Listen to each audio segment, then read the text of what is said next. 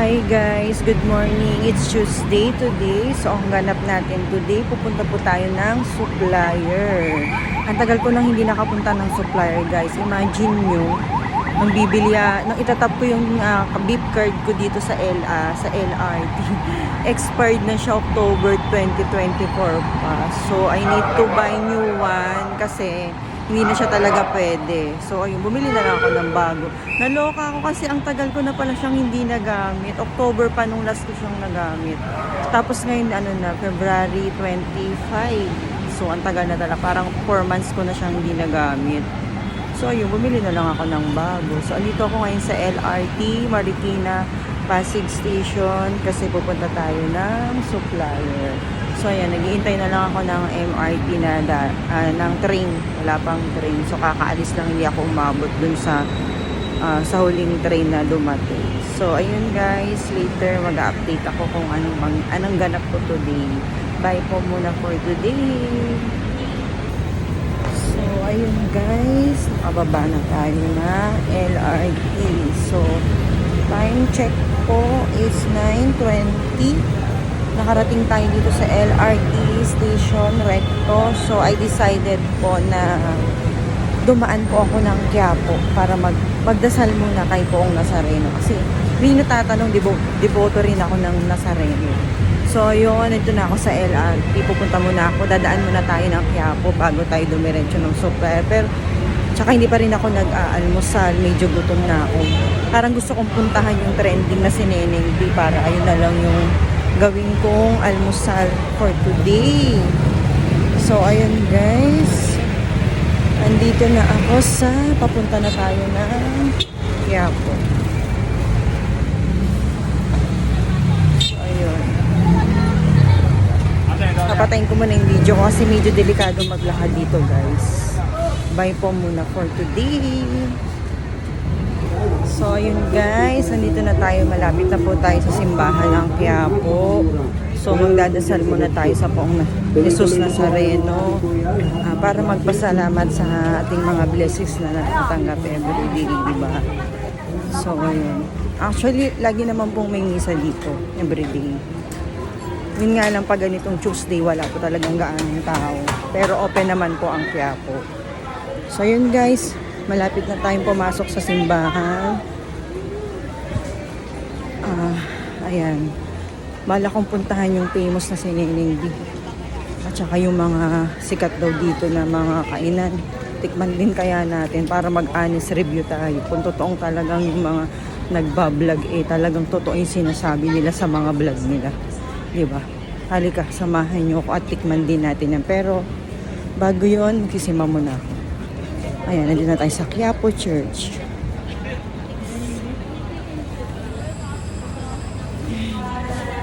Guys, kabisado ko tong Quiapo. So, alam kong puntahan kung nasan si Neneng B. Nandun yung sa Carriedo. Sa kabila. Pero, ayan o. May daan dyan. Pero, hindi muna ako dyan. Sige, magsisimba muna tayo today. Pasok muna tayo sa loob ng church.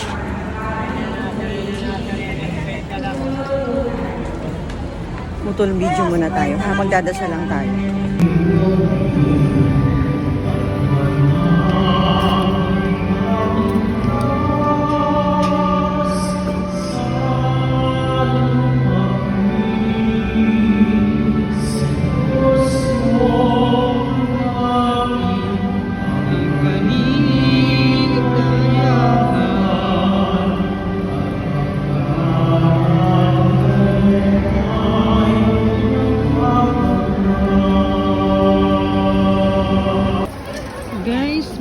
Dito papunta dun kay Neneng B, pero hindi ako dadaan dyan kasi gusto kong makapunta dun sa mga kainan dito sa papuntang palengke ng Quiapo. Marami din kasing kainan dito, so yun, pupunta tayo dun. Kabisado ko tong Quiapo guys kasi nagtrabaho ko ng 2 years dito sa SM Quiapo. So ayun, meron ako na kanina nakasabay, nagtatanong siya kung nasan daw yung pwesto ni Neneng B. Pero ako kasi alam ko na yun, banda yun sa may Carriedo. Doon yung sa may dulo malapit sa MRT. So ako hindi ako doon dadaan kanina, doon sa sinasabi ko sa inyo. Dito ako dadaan sa may papalengke. Kasi dito din yung maraming famous na kainan na sumisika. Ayan. Ayan guys. So ayan, dito tayo dadaan sa gitna ng at sentro ng Quiapo. Ayan, tagal ko na rin huling nakasimba dito sa Quiapo. Last year pa rin. So ayan, magpapasalamat tayo sa Poong na Seren. Guys, bago ko pumasok dito sa papunta ng dito ng mga kainan, mag-picture muna tayo. Wait lang ha. Guys, dahil nagugutom ako ngayon, hindi ko alam tuloy kung anong kakainin ko. So sa dami ko nang kakain, dito na ako dadaan. Tayo dadaan. Ito rin kasi yung maraming mabibiling kainan na nagte-trending ng mga pinupuntahan ng mga vlogger. So, ayan, dadaan din tayo. Actually, 2 years akong dumadaan dito nung nagtatrabaho ako sa SM Quiapo. Dito talaga yung way ko. Itong mga gulayan na ito. Yan, papasok dyan. Guys, dyan, papasok dyan dito. Everyday ko yan na nagtatrabaho ko sa SM Quiapo. Dito talaga lagi yung daan ko. So, alam ko itong maraming nagtitinda rito na mga inaano ng mga vlogger pinupuntahan. So, okay, actually, na-try ko na siya dati. Hindi ko na lang alam kung yung lasa nun, lasa pa rin na yun. So, yun, try natin. Tignan natin kung meron pa rin yung mga nagtitinda dito na pinapakita ng mga vlogger. Guys, makakabili din kayo dito ng mga murang gulay. Marami rin ditong ukay-ukay. As in, ang dami nagtitinda. Diba? Sige, 20 lang tayo. 20 lang yan. Hindi ko siya pahabain yung vlog ko. Ito rin isang nagte-trending na kainan dito. Sotanghon sa Quiapo. Ano ba? Titikman ko ba yun? Kasi medyo nagtitipid ako ngayon, wala akong budget. Yung almusal ko na lang si Neneng D. Dati dito ako kumakain, guys.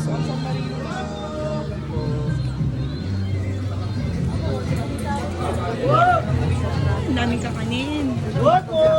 Yan. Dati dyan ako kumakain nung nagtatrabaho ko sa SM Quiapo. So, ayun. Nandito na tayo, malapit na tayo sa SM Quiapo, guys. Papakita ko sa inyo kasi talaga, ayan. Ayan yung SM Quiapo, Kasi ito talaga yung way ko dati nung nagtatrabaho ako dito. Ayan yung SM Quiapo. Tapos pag kumanan ka dyan, malapit na yung kay Neneng B. So, ayun na lang yung aalmusalin ko. Tsaka na lang ako titikim ng ibang mga... Kasi natikman ko na yung before Hindi ko lang alam kung ayun pa rin yung lasa nung mga nagte-trending na kinakainan dito ng mga vlogger. So, ayan. Na tayo sa SM. Kaya po, kakanan ako papuntang Carriedo. Pag pumunta po kayo sa kaliwa, papunta na po yun ng Quinta. Doon naman sa famous na na Pancit Malabon. Ayan, dito guys. Ito na po yung papuntang Carriedo. Ito, yung SM, Quiapo. Tapos, naalala ko 2 years nung nagtatrabaho ako dito. Diyan yung entrance employee. Lagi pa ako nagmamadali kasi nalilate ako. So yun guys, puputulin ko muna ha. Kasi medyo mahaba na yung video natin. Baka hindi ko siya ma-upload. Guys, sa mga gustong pumunta dito sa Quiapo, Carriedo, ito, okay yung siomay nila dyan. 7 pieces, 50 pesos. Busog na busog ako talaga. Tapos sarado pa si Neneng B. Guys, dito malapit sa MRT. Ayan, as ito. Carriedo Station, guys. So, ayun. Tapos na tayong kumain. Sarado pa si Neneng B. Ayun yung pwesto niya. So, ayun guys. Tapos na akong kumain. Yung cucumber juice nila, 30 pesos lang to, ang laki na guys. So, halos hindi ko maubos. Tapos yung kinain kong 7 pieces na siomay, nag-order ako ng kanin. Diyos ko guys, busog na busog ako talaga. As in, pinilit ko lang ubusin. Hindi ko talaga maubos. Ang lalaki ng siomay guys. Katabi siya ni Neneng B. So ayan si ate, 7 pieces, 50 pesos. Pag gusto nyo may kanin, 20 pesos yung kanin. Bali, ano pala, 95 pesos. May kanin na may 7 pieces pa na siomay. So ayun guys, aalis na ako dito. Dediretso na ako ng supplier. So maglalakad po tayo kasi wala tayong sakayan ng papuntang Divisoria dito. Ay eto kuya, pasakay ako Divisoria. Kuya, Divisoria. Ayun. Ayun, nakakita tayo ng sasakyan natin guys. Ayan, punta tayong Divisoria.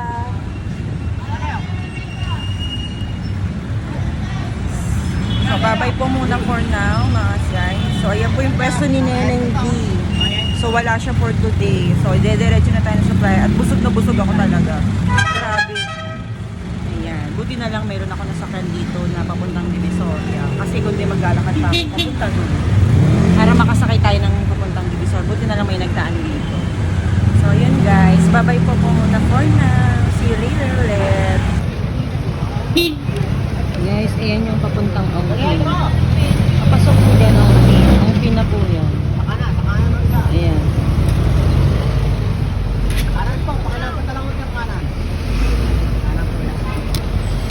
Ongpin po ito.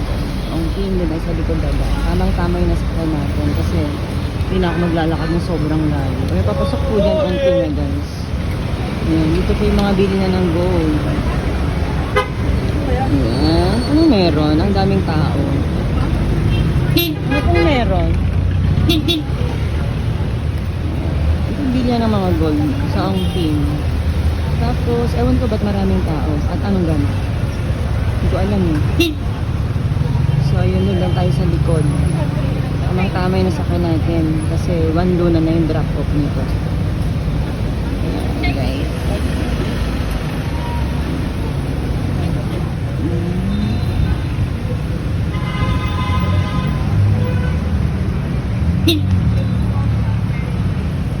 Ito yung si Kuya, swerte niya. Ating sinasakyan.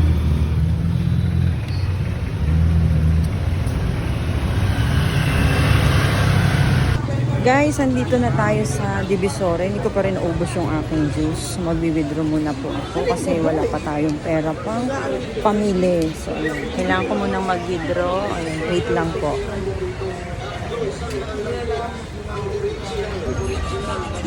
Ayun guys, magbi-withdraw muna tayo ng pera dito sa BDO. Pang shopping natin ng mga pinapabili sa atin. Kasi wala tayong dalang pera.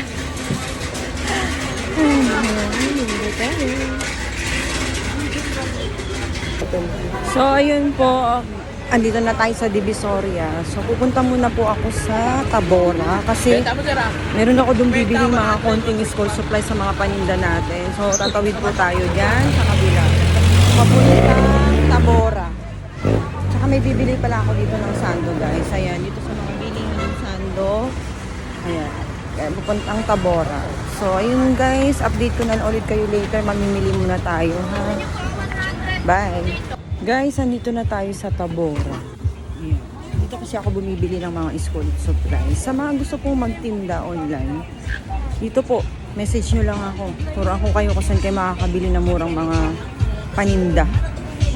So, yun, mamimili muna tayo. Walang gaanong tao, pero matraffic. Matraffic siya.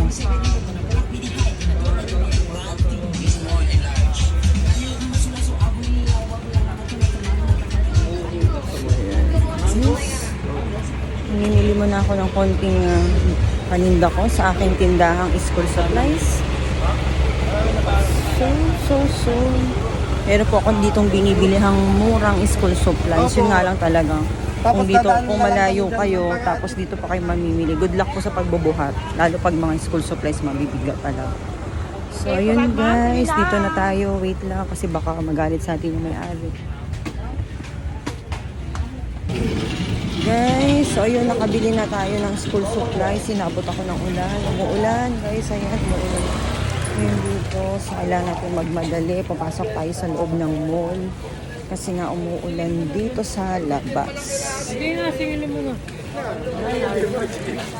Unti pa lang yung bit-bit ko niyan. Diyos ko, mama, hindi na ako magkanda o gagamit. May pa tayong bibilhin. So, hindi ako makakabili na mabibigat. Kasi nga, baka hindi ko mabuhat pag uwi, mahirapan din ako sumakay ng LRT. So, pipiliin lang natin yung mga importante nating bibiling paninda. Tapos, yung mga pinapabili sa atin, papadala natin sa US. So, yun, umuulan guys. Maambon naman din naman. Kaya pa naman ng power kahit na wala tayong payong. So, ayun. Buti na lang, busog tayo. Kasi talagang super lakad-lakad talaga ang gagawin natin dito sa pamimili natin sa Divisoria.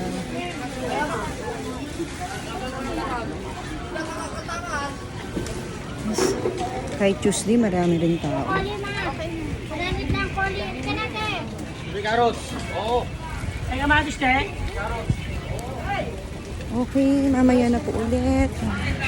For more update, mag-video tayo ulit guys. So, putol muna po ang ating video today. Abangan nyo ang mga part-part nito. I-edit natin dito. So guys, ayun, nakapasok na tayo ng loob ng 168 Mall Luma. So, dito tayo maghahanap ng mga pinapabili sa atin. So, alam niyo naman, kabisado natin ito guys. So, mahanap natin yung mga dapat nating hanapin. Kasi, since 2017 pa po, nag-online selling na tayo. So, kabisado na natin lahat ng mga supplier dito. Kasi kayo makakabili ng mga murang mga paninda online guys. So, ayun. Pupuntahan ko na yung binibilan ko ng secret. Sige, mamaya na po ulit. Guys, Diyos ko, marami na tayong bit-bit. Ayan. Mukha na po akong tindangga sa ewan. So, hindi pa ako tapos mamili. Hindi na ako magkanda bit-bit.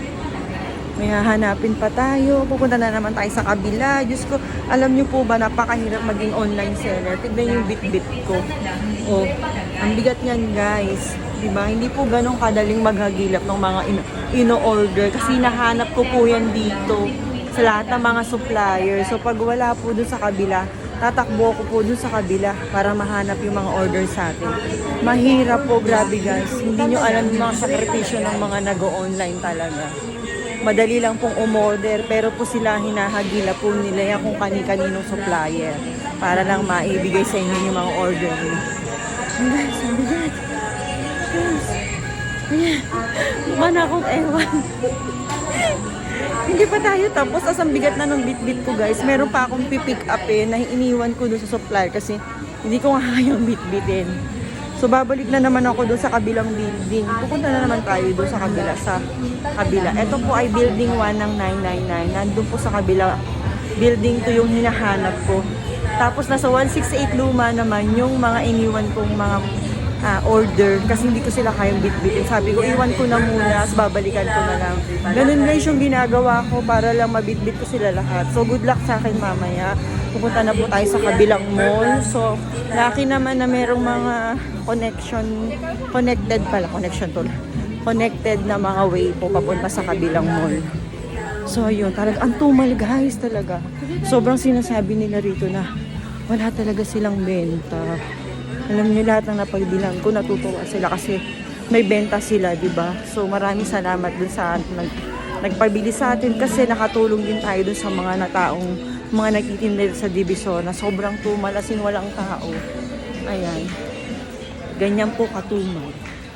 As in, nagbabayad pa sila ng pwesto dito. Di ba? Ganun sila katumal ngayon. So ayun guys, nahihirapan ako magsalita kasi ang bigat po nung bit-bit ko, hinihingal ako. So, putol video na naman tayo. Bye! Okay na naman po ulit. So, yun guys. Naubos ko yung perang unang winidraw ko. Mag-withdraw na naman tayo kasi nagkulang na yung dala nating pera. So, ayan. Withdraw na naman ang lola nyo. Guys, ayan. Hindi ko akalain gano'ng kalaki pala yung ating shopping for today. Ang mamahal ng ating napamili. Ayan, wala nang laman ng ating savings account. Ubos na. Charis. Kasi kailangan natin magbayad dun sa ating last shopping. Last, tapos uuwi na po ako. Kasi makulimlim, panahon ngayon. Pangit ng panahon. So, babalikan ko na guys yung pinaiwan ko dun sa kabilang mall. Kasi pinaiwan ko dun yung iba kong shinaping. Tapos, meron akong pinag-iwanan kasi talagang hindi ko na mabitbit. So, sabi ko dun sa tindera, ate, pwede bang makiiwan mo na ako dito? Tapos, nag-order kasi ako sa kanya. Tapos, sabi ko, babalikan ko na lang yung order ko. Kukunin ko lang ibang order ko dun sa kabila. Actually, guys, meron naman dito sa Divisoria ng mga mababait na tindera mapagkakatiwalaan nyo. Pero, depende na lang din yun. Kasi, minsan, yun nga, marami din kasing manluloko dito. Pero, yun lang, kailangan mamimili lang din kayo. Since kasi ako dito, parang, alam ko na kung sino yung mga pagkakatiwalaan kong mga tindera. Kasi yung iba kilala ko na talaga. Yun. So, babalikan ko dun sa kabila yung aking iniwan na pinamili. So, bayad na din yun, kukunin ko na lang. Tapos uuwi na tayo. Tignan nyo mukha na haggard na ako guys. Tignan nyo. Diba? Kakaloka. Haggard na ang lola. So, ayun, pauwi na po ako. Andito na ako sa LRT Recto Station. Pauwi na tayo, guys. Hindi na ako nakapag-video kanina kasi, guys, yung bitbit. Ayan yung bitbit natin. At saka itong nasa balikat ko. Hindi na ako makahawak ng cellphone. Haggard na rin yung itsura ko. Tignan nyo. Wala nang ganda. Diyos ko. Ang hirap po talagang maging online seller. Promise mga guys. Pag nasubukan nyo, ang hirap po. Hindi po ganun kadali. Ang bibigat po ng binibitbit namin, nag-iikot kami. Ay, buhay. Ang hirap po kumita ng pera. So, yun, pauwi na tayo. Thank you po for watching. Please like and share and follow po for more videos. Hello, bye-bye na po.